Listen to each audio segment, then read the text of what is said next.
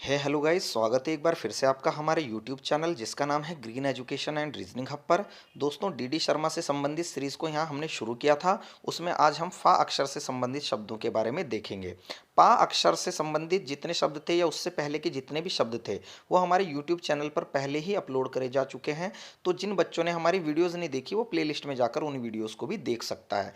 आ अक्षर से लेकर के पूरे हा अक्षर तक डीडी शर्मा की जो सीरीज चलेगी इसमें सारे शब्द आपके कवर हो जाएंगे। और याद कीजिए, मैंने आपको जब डीडी शर्मा की सीरीज शुरू की थी तो एक बात बोली थी कि एग्जाम में लगातार डीडी शर्मा से बहुत सारे प्रश्न बना रहा है, और यही हुआ आपका सचिवालय रक्षक के एग्जाम में।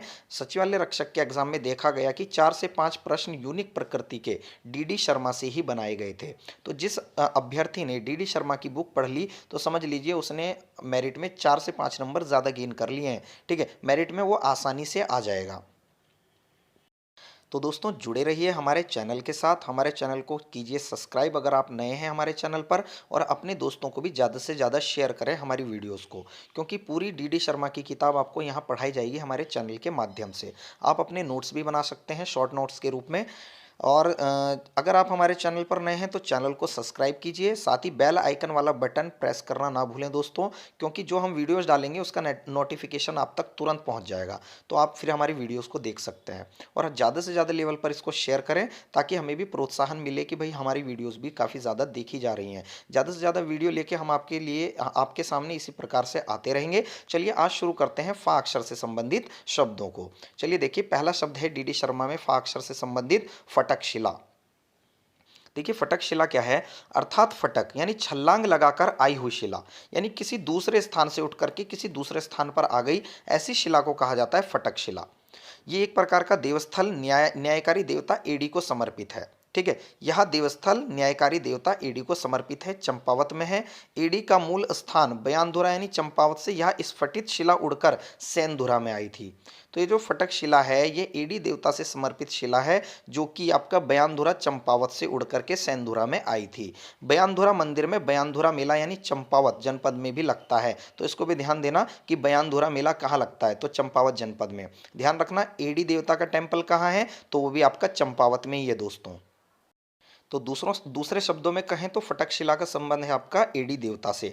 चलिए आगे बढ़ते हैं अगले शब्द की तरफ, जिसका नाम है फड़कानौली। तो फड़कानौली 3 शिलाओं के समूह का स्थान है। फड़कानौली अल्मोड़ा में, ये शैलाश्रय आपने पढ़ा भी होगा पेटशाल के पास में। तो पेटशाल शैलाश्रय पूछा जा सकता है कहाँ है, तो अल्मोड़ा। फड़कानौली भी आपका अल्मोड़ा में है। चलिए तीसरे शब्द की तरफ बढ़ते हैं। फड़बासा है, जो कि देवीय न्याय की प्रक्रिया के रूप में उत्तराखंड में प्रचलित है। जौनपुर, रवाई, जौनसार में प्रचलित है ये। इसमें एक दीपक में तेल भरकर उसे जलाकर दूर से फूंक मारनी होती थी। बुझ गया तो निर्दोष वरना दोषी।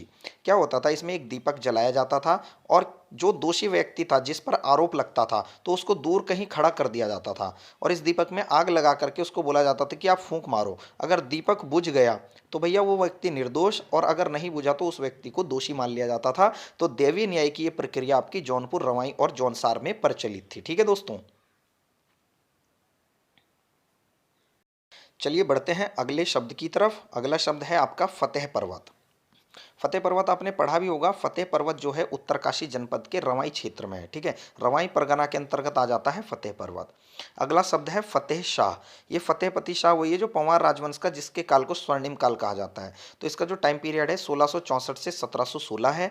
भूषण इनके दरबारी कवि थे। भूषण का प्रसिद्ध काव्य शिवराज भूषण है। इसमें 3 पद्यों में श्रीनगर व गढ़वाल का उल्लेख किया है इन्होंने। ठीक है, मतीराम जो है वो भूषण का ही भाई था, और मतीराम का ग्रंथ वृत्त कौमुदी है। मोस्ट इंपॉर्टेंट है, वृत्त कौमुदी ग्रंथ किसका है, तो मतीराम का है। चलिए आगे शब्द की तरफ बढ़ते हैं। अगला शब्द है हमारा फफरोला। फफरोला क्या है? गढ़वाल का विशिष्ट भोज्य पदार्थ है दोस्तों, खाने के रूप में इसका प्रयोग किया जाता है फफरोला का। ठीक है, आगे बढ़ते हैं फालदा कोट। तो मध्यकाल में इस पर कत्यूरियों की अन्यतम शाखा के खाती क्षत्रियों का अधिकार था। तो कत्यूरियों से निकले हुए जो खाती क्षत्रिय हैं उनका अधिकार रहा या मध्यकाल में। हाथियों के बारे में प्रचलित कहावत है, माल को हाथी पर्वत को खाती। पहले यह स्वतंत्र था फालदा कोट, बाद में इसे कीर्तिचंद ने जीत लिया था। तो फालदा कोट देखते रहिए, आप जानते रहिए कीर्तिचंद ने जीता था। इसको पूछा जा सकता है किस चंद शासक ने फालदा कोट को जीता था। चलिए आगे बढ़ते हैं। फल सीमा। तो फल सीमा बच्चों जो है ये अल्मोड़ा जनपद में अवस्थित है, गुफा भी है एक। ठीक है, फाग लगाना औजी वर्ग के लोग इस तरह का कार्य किया करते थे। ठीक है, औजी वर्ग के लोग फाग लगाना जैसे कार्यों में संलग्न थे। चलिए आगे बढ़ते, फांटी। तो क्या है, ये सामाजिक बहिष्कार की एक प्राचीन परंपरा जो गढ़वाल में प्रचलित थी। इसमें अपराधी को 12 पत्थर बाहर फांटी कर देना, भोज भात से पृथक करना, पानी से बहर कर देना एक आम सामाजिक दंड प्रथा के रूप में प्रचलित था ये। तो दोस्तों देखिए, फांटी क्या है, एक प्रकार से दंड देने का कार्य किया जा रहा है किसी व्यक्ति को। ठीक है, जो कि मतलब एक तरह से अपराधी होता था, उसे अपने समाज से बाहर कर दिया जाता था इसके माध्यम से। चलिए आगे बढ़ते हैं, फाड़ो। फाड़ो क्या है, कुमाऊं का भोज्य पदार्थ है, कलन भी कहते हैं इसको, आप छोड़ सकते हैं, पढ़ने की जरूरत नहीं है। फानंदो, तो फानंदो देहरादून के जौनसार बाबर की सामाजिक परंपरा है। बहू या बेटी के घर से विदाई पर उसे चावल की एक पोटली अवश्य दी जाती थी। इसे जौनसारी बोली में फानंदो कहा जाता है। तो ध्यान रखना क्या है, फानंदो इंपॉर्टेंट है। चलिए आगे बढ़ते हैं, फिकवाल प्रथा, और इस पर मोस्ट इंपॉर्टेंट लगा लीजिए, टिहरी गढ़वाल में प्रचलित है ये। क्या है देखिए इसमें, गढ़वाल के टिहरी के नागराजा के केंद्रीय स्थल सेम सुखीम के ब्राह्मणों के एक वर्ग विशेष के द्वारा नागराजा के निमित्त ली जाने वाली भिक्षा की प्रथा है। यानी नागराजा के लिए वसूली जाने वाली जो भिक्षा है उससे संबंधित प्रथा का नाम है फिकवाल प्रथा। इस प्रकार भिक्षा लेने वाले ये लोग फिकवाल कहलाते हैं। तो जो भिक्षा लेते हैं नागराजा के लिए उन्हें ही फिकवाल कहते हैं। इन्हीं के नाम पर ये प्रथा चलन में आ गई। इस शिक्षा को ये नाग पंचमी के दिन नागराजा को भेंट करते हैं। तो फिकवाल प्रथा का संबंध किससे है, तो ध्यान रखना टिहरी के जो सेम सुखीम यानी नागराजा के टेम्पल से है। और ये कार्यकर्ता कौन था, तो फिकवाल लोग करते थे। ठीक है, तो इसी के नाम पे प्रथा चल गई। आगे बढ़ते हैं, फुटलिंग। फुटलिंग का अर्थ उत्तराखंड में है धरती फाड़कर प्रकट हुआ जो शिवलिंग है उसे फुटलिंग कह देते हैं। आगे बढ़ते हैं, फूलों की घाटी। तो चमोली जनपद में सभी जानते हैं। इसके आगे काकभूषणी घाटी को पैदल पार करके घंघरिया नामक स्थान पर पहुंचा जाता है। तो घंघरिया स्थान भी आपका कहाँ हो गया, चमोली में, फूलों की घाटी से आगे। आगे बढ़ते हैं, इसके मध्य रतावन यानी कामेट पर्वत से निकलने वाली पुष्पावती नदी भी प्रवाहित होती है। तो पुष्पावती नदी का उद्गम स्थल एग्जाम में पूछा भी गया है, तो कामेट पर्वत से, जिसे रतावन भी कहते हैं। ठीक है, आगे बढ़ते हैं, खोज। खोज 1931 में इसकी फ्रैंक स्मिथ व होल्सवर्थ ने की थी। वैसे मुख्यतः नाम जो लिया जाता है वो फ्रैंक स्मिथ का लिया जाता है बच्चों यहाँ।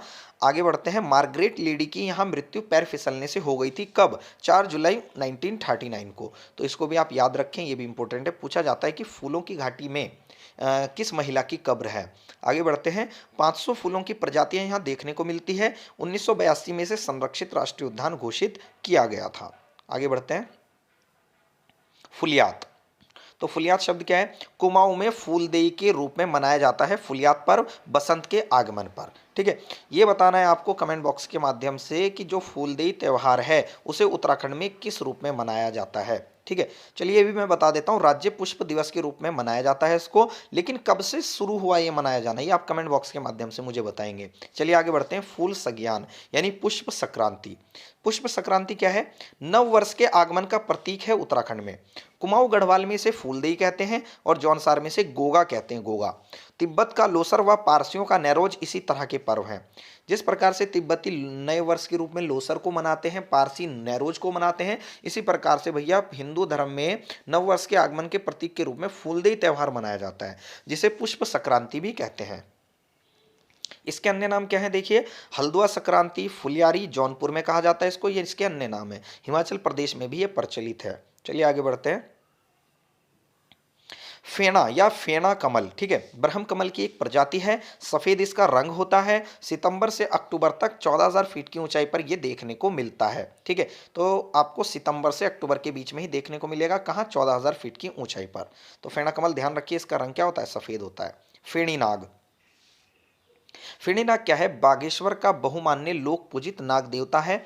इसका मंदिर नाकुरी नागपुर की पहाड़ी पर कमेड़ी देवी में कांडा के निकट है। ठीक है, न्याय का देवता के रूप में फेमस है। गौरील देवता के समान इसको मान्यता प्राप्त है। फिरणी नाग, फेनिल नाग इसके अन्य नाम हैं। तो गौरील देवता के समान पूजित है, न्याय के देवता के रूप में बागेश्वर में है फेणी नाग का टेम्पल। चलिए आगे बढ़ते हैं, फेराभात। फेराभात क्या है, एक प्रकार का कर था, एक कुमाऊं में वसूला जाता था। ठीक है, कुमाऊं में क्या है, चंद सत्ता स्थापित रही तो उन्होंने ही वसूला होगा। ये खाद्य सामग्री के रूप में वसूला जाता था, इतना ध्यान रखना। फेराभात एक प्रकार का कर था जो खाद्य सामग्री के रूप में वसूला जाता था। चलिए अगले शब्द की तरफ बढ़ते हैं। अगला शब्द है आपका बच्चों, देखिए, नीति घाटी चमोली में मारछा का देवता। तो फैला किसे कहते हैं? मारछा का देवता चमोली घाटी में, ठीक है। इसका मूल स्थान है गमशाली। तो गमशाली इसका मूल स्थान माना जाता है। वैसे फैला देवता कहाँ पूजित है ये पूछा जा सकता है, चमोली जनपद में। आगे देखते हैं लास्ट शब्द डीडी शर्मा का फा अक्षर से संबंधित, वह है बच्चों फौजदार, और जिसको कहते थे आज का परगनाधिकारी, ठीक है।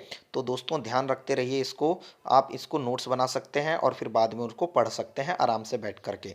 देखिए यहाँ से सवाल तो काफ़ी बन ही रहे हैं जो कि आपको एग्जाम में सीधा सीधा फायदा पहुंचाने वाले हैं। तो हमारे चैनल के साथ बने रहिए, चैनल को सब्सक्राइब करना ना भूलें दोस्तों, ठीक है। और साथ में बेल आइकन वाला बटन ज़रूर दबा लें ताकि आपको वीडियो का नोटिफिकेशन मिलता रहे और आपको कोई प्रॉब्लम ना हो, ठीक है। बाकी ये मैं प्लेलिस्ट में वीडियो ऐड कर ही देता हूँ, तो आप प्लेलिस्ट से जाकर हमारी सारी वीडियोज़ को देख सकते हैं। तो आज की इस वीडियो में इतना ही दोस्तों, मिलते हैं अगली वीडियो में। धन्यवाद।